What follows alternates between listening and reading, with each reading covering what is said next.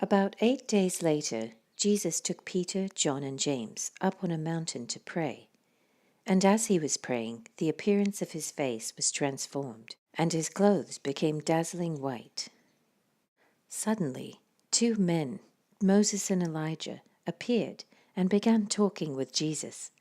They were glorious to see, and they were speaking about his exodus from this world, which was about to be fulfilled in Jerusalem.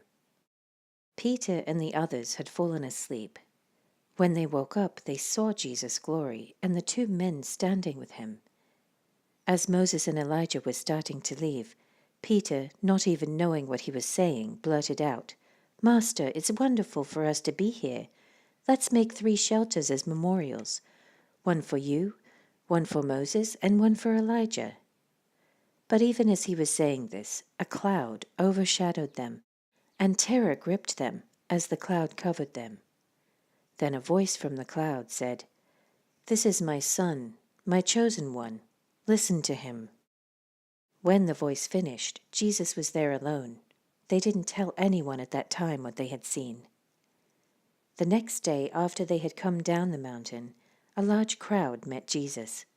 A man in the crowd called out to him, "Teacher, I beg you to look at my son, my only child. An evil spirit keeps seizing him, making him scream. It throws him into convulsions so that he foams at the mouth. It batters him and hardly ever leaves him alone. I begged your disciples to cast out the spirit, but they couldn't do it." Jesus said, "You faithless and corrupt people, how long must I be with you and put up with you?" Then he said to the man, "Bring your son here." As the boy came forward, the demon knocked him to the ground and threw him into a violent convulsion. But Jesus rebuked the evil spirit and healed the boy. Then he gave him back to his father. Awe gripped the people as they saw this majestic display of God's power. While everyone was marveling at everything he was doing, Jesus said to his disciples, "Listen to me and remember what I say.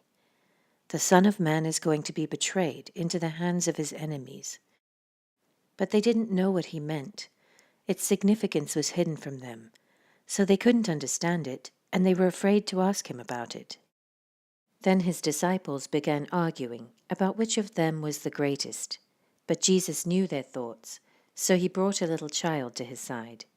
Then he said to them, "Anyone who welcomes a little child like this on my behalf welcomes me, and anyone who welcomes me also welcomes my Father who sent me.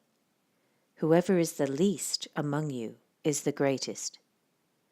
John said to Jesus, "Master, we saw someone using your name to cast out demons, but we told him to stop because he isn't in our group." But Jesus said, "Don't stop him. Anyone who is not against you is for you."